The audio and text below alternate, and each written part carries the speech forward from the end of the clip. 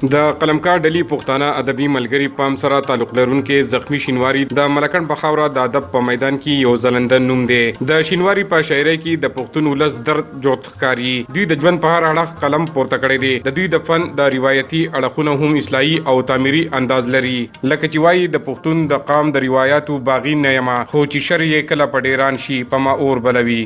ټوپک را کوي لاس کې په قلم مې ګوتې تروړي، ټوپک کوي لاس کې په قلم مې ګوتې تروړي، دشمن مې په قلم او په کتاب وهي راځي.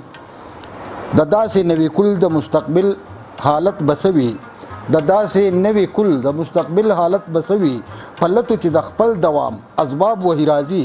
تاریخ د پښتنو راته ښکاري چې لوستلې، تاریخ د پښتنو راته ښکاري چې لوستلې، غلیم په تور شپه کې تور نقاب وهي راځي. او زخمی د غل پسا د دغه نور غلو خلاف دی، زخمی د غل پسا د دغه نور غلو خلاف دی چې ور د عدالت د احتساب وهي راځي. او یو وختو زما سترګونه ګناه د کتو وشوه، یو وختو زما سترګونه ګناه د کتو وشوه، خو وخت زما د عمر په ثواب کرښې راکاږي. تصویر د چا د حسن جوړوي خو نه جوړیږي، تصویر د چا د حسن جوړوي خو نه جوړیږي، د فکر مصور مې په دریاب کرښې راکاږي.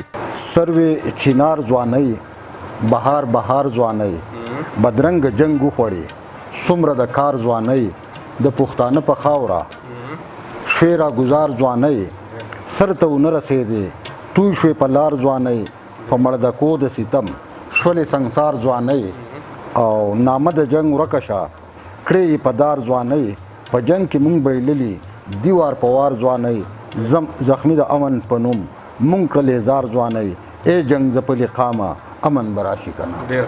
د زخمی شینواری شاعري ساده، خوږه او پسته ده. لهجه یې هم سمدمه کارولې ده. د شینواری دوه کتابونه شوګیر په تور شپو کې او په مات کچکول پتری وهم درپسې چاپ دی. دریم کتاب د جنون د سین په غاړه یې د کمپوز په مرحله کې دی. دا دریوانه شعري ټولګې دي او څلورم کتاب کونجه کې د نثر هم چاپ ته تیار دی. مقصد زما د شاعرۍ صرف پښتون قوم راویښول دي، بیدارول دي، د ولس زادې خوار ولس ستونزې هغوی ته مخې ته کېښوده دي، د هغې د حل لپاره ګامونه پورته کول دي. چې زمونږ دا قام کم چې مونږ کم نقصانات پښتون قام وکړه، پښتون ولس وکړه، کمې بې اتفاقۍ دي په مونږ کې چې مونږ دا یو طرف ته وګرځو. بله زمونږ لوی پیغام دا دی چې رب دور نن سبا داسې دی چې دا د ټوپک او د کلاشنکوف کلچر دور نه دی، دا د قلم دور دی. نو پکار دی چې مونږ خپل ماشومان سبق طرف ته دغه کو ولیږو چې دوی تعلیم وکړي او مونږ د دشمن مقابله په قلم وکړو. د زخمی شینواری په شاعرۍ کې رومان، اوسن عشق، نصیحت او د تعمیر سوچ ټول رنگونه موجود دي چې د پښتون قام د پاره د ویاړ جوګ دي. لکه شمعزان سیزم بل ته رڼا کړم، که هیڅ نه یم خو د هر سړي په کار یم. پروګرام نوي سهار د پاره عمران زریاب، خیبر نیوز، مالکن.